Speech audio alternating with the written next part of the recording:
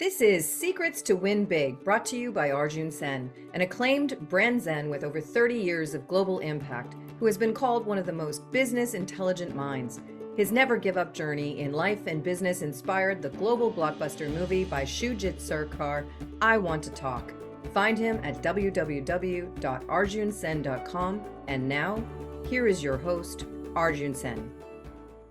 Welcome to Secrets to Win Big with Arjun Sen. Today, it's my honor to have a conversation with my Jayant Tu. Jayant Kripalani is a household name in India. He has donned many hats as film, television, and stage actor. Jayant has also written scripts, directed, and produced films, and is actively involved in theatre. He rose to fame in television serial of 1980s Khandan, Ma or Mrs., and later in Jai Mantriji, the Indian adaptation of BBC satirical sitcom Yes Minister. He graduated from Jadavpur University with a degree in English literature. His roles in Three Idiots, Jaane Tu, Jaane Na, that's my daughter's favorite movie, Rubaru, among others, really stands out. And I just want to personally talk about when I watched Three Idiots. It's a beautiful movie, but I really feel personally, I'm a little biased, that conversation Jayant Tu had at the end with one of the key actors really defines the movie. His most recent work was where our path crossed in Shoojit Sircar's I Want to Talk as the Dr. Dev. I also want to appreciate during filming the amazing coffee conversations I had to get to know the real man, the big heart of Jayant Tu. Jayant Tu, welcome to Secrets to Win Big. Hi, Arjun. It's lovely to be here and meeting up with you again after more than a year, actually, when we made this film together. And at these conversations, I got to know a lot about you too, and about all the various parts of your innards that had been extracted from you. One of the things I really missed, though, we didn't really have the time to explore, was your heart. And I would like to know a lot more about the emotions that drove you to or drive you to what you do. Yeah, so at the end of the day, in life, it's all about finding a mission. The moment we lose the reason to live, life becomes blah. On the other side, once we lock in on the reason to live, life is very easy. And for me, I just feel with all the challenges in life, because I was decently confused, lost in the corporate world, it helped me zero in on the one mission to life, a mission of life, which is I want to be there for my daughter. And once you have that locked, I think everything else became very easy. And the second thing also was I grew up in Kolkata with my grandma, Maiji, I called her. And with Maiji, good behavior was rewarded, but bad behavior also was rewarded by smacks on the back. And when yeah, absolutely. Absolutely. And when I came to US, she reminded me she'll always be watching me. And I always believed that one day when I finally meet her up there in heaven or wherever God sends me, she will have a list. And that's the reason, even though she doesn't watch me every time, I really have to make sure that Maiji's report card does not put too many smacks on the back of the head. Okay. So Jonathan, I want to go into the movie a little. You were saying something. Sorry, go ahead. Yeah, about the movie. You know, in the beginning, one just had a sort of brief glimpse of what you were in the corporate world and what you, and there were one or two things that you said didn't sound really very pleasant. I mean, I have to tell you this. I can't remember what it was, but it was slightly unpleasant about how you manipulated people in the business, in the marketing business. And then here you are, a complete antithesis to that for the rest of the film. Mm-hmm. And I find that rather intriguing, the change that has taken place in you. I mean, perhaps I'm being repetitive, but the change is really, it's a sea change. It's a diametrically opposite to who you were.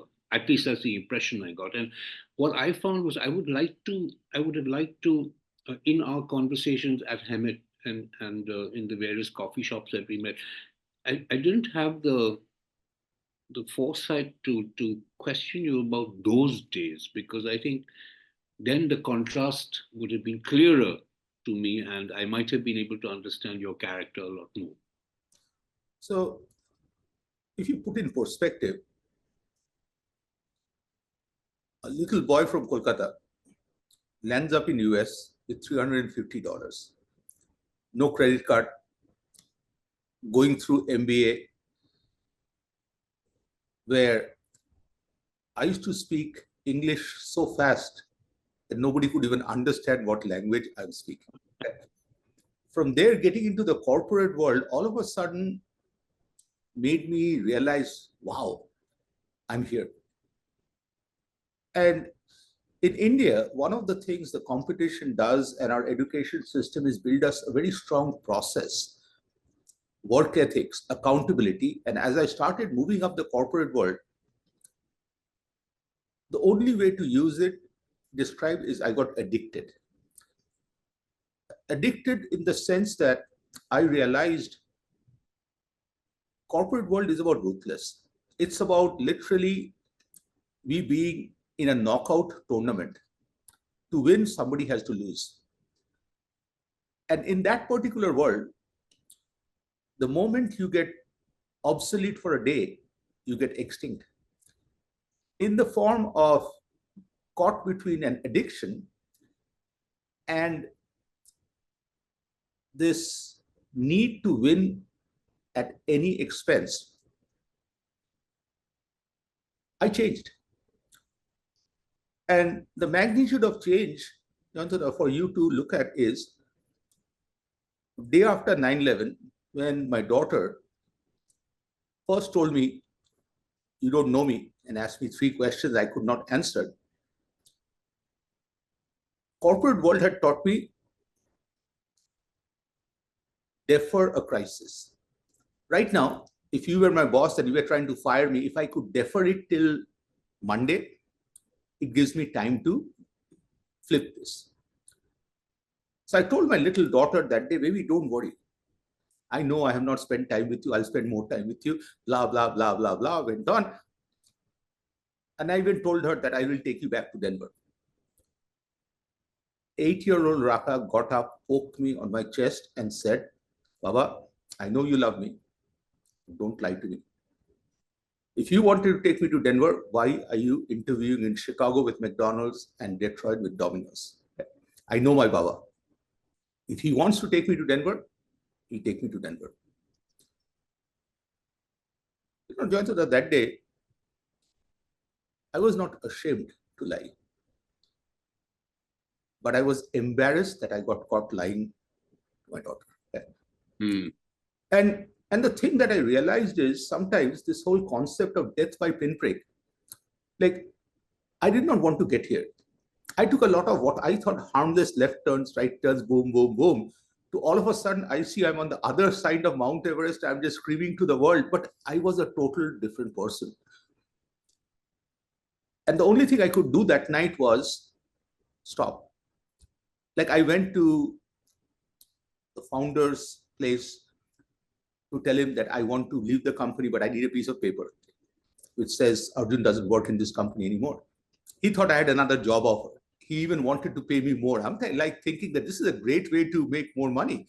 But I came back with a piece of paper, woke Raka up, and Raka woke up, and this was how low I had hit. She said, "I want to see the paper." Don't you think I work for you? Today I took a day off saying I went to the doctors. My credibility is so low. You said, "Arjun, by the way, can you give me the original medical certificate and a proof that you went to doctors?" And that realization, I think, was very important to, like, I did not want to focus on how I got there. I want to focus on holding my daughter's hand. How do I get back to somewhere where I can be proud of who I am and not leave live in this world of constantly, flipping things up and everything else. And make her proud of you also. Yes, thank you. Thank you. I want to take you to two moments. The one, you have said yes to the movie. You're flying to US. What were thoughts? What were you thinking? Okay, I downloaded when Shoojit did an audition with me exactly like this on Zoom. Because I couldn't go to Bombay at that time. I'm based in Calcutta, and he said, would you agree to do an audition on Zoom? I said, we actors, we do auditions. If we are caught with our pants on, we'll we'll do auditions. So no big deal. So we did the audition, and he liked it, and then he said, come across. I want to talk to you. So I went across to Bombay. And in the meantime, he told me about you, and I downloaded your book. I think it was on Kindle. Mm-hmm. And he told me that he'd read one particular chapter in that book where you talk about this whole thing.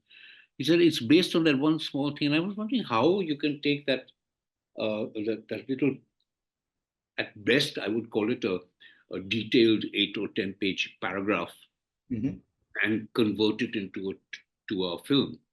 So that intrigued me a hell of a lot. And then when I got to Bombay and he started actually talking about you and about your adventure, is the only way I can describe what you have been through. Is a painful but glorious adventure. I knew that I had to be a part of it. That was the first reason. The second reason, I've worked with Shoojit in the past in ad films. And this was quite an opportunity, and I'd seen all his feature films. So this was quite an opportunity for me on a personal, greedy level to say yes. And I did. And I didn't negotiate terms or anything. I just was interested in working on this film. So that was my first feeling. It was quite a lot of adjustments had to be made to get away for that 1 month, but it was a joy making them. And my wife was thrilled to bits because two things. She said, it's good that you're getting back into the movies. I had kind of moved away from the movies. And thank God you're going to get out of my hair for 1 month. So it was a win-win situation as far as I was concerned. Yeah. So now I want to talk about, you're on the flight back, returning back home, leaving all of us behind there. What was going through your mind that day when you were in the flight? I started thinking about what had happened, and I just couldn't get over. I couldn't get over your relentless battle against this, and it was a relentless battle. It was a war that battles that you were winning every moment, and that you were going to win the war. And for me, the relationship, forget about anybody else. The relationship you had with yourself in this thing was the thing that impressed me the most. You were not going to let any mere doctors or mere surgeons put you down in any way. You were ready to take on the fight, and you were ready to take the fight on their side.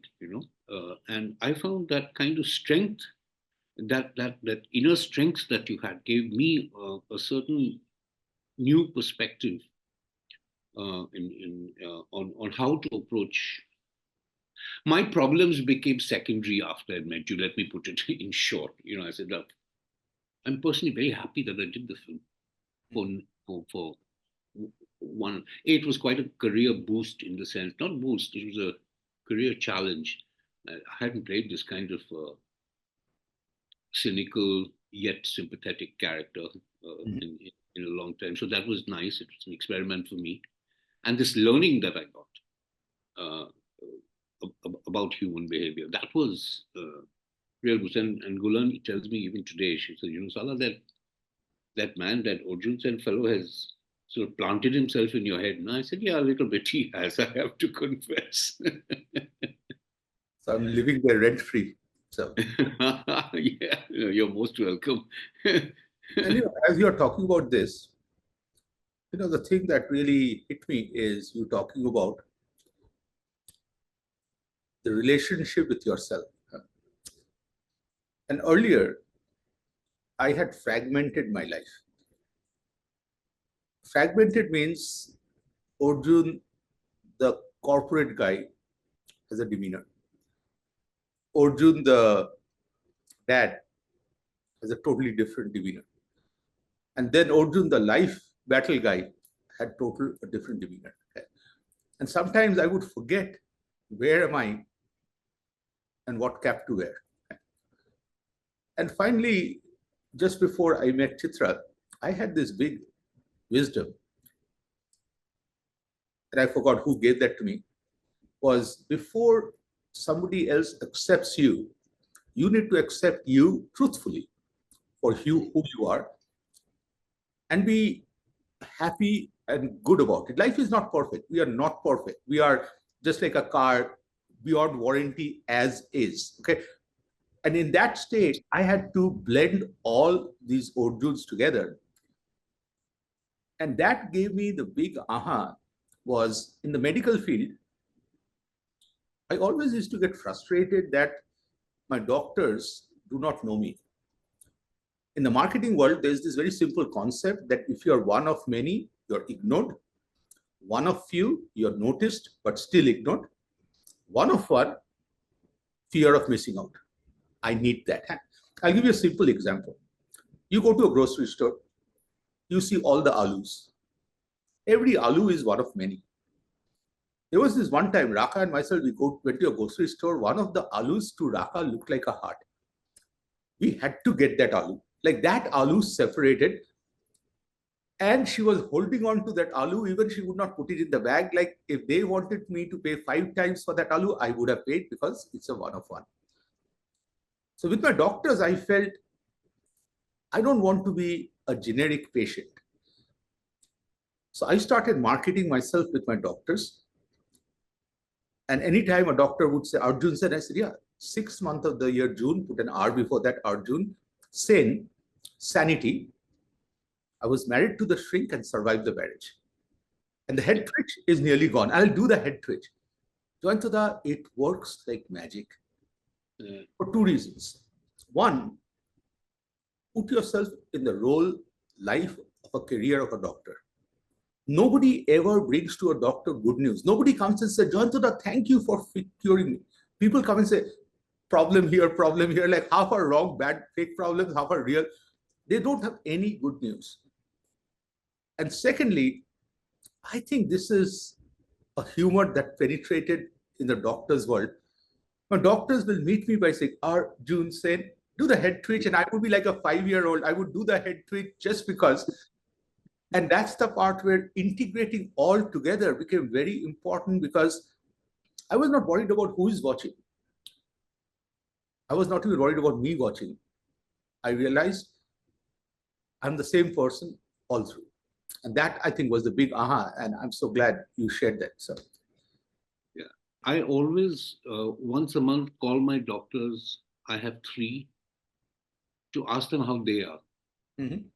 Because I've always felt that they ask us how we are, but we never bother about them. Yeah. And I make it a point to phone them up and say, "Apni kemon achen? Bhalo to? Keno phone korecho?" They said, "Just jigesh korte, how you are." That's why I phoned you up. And I think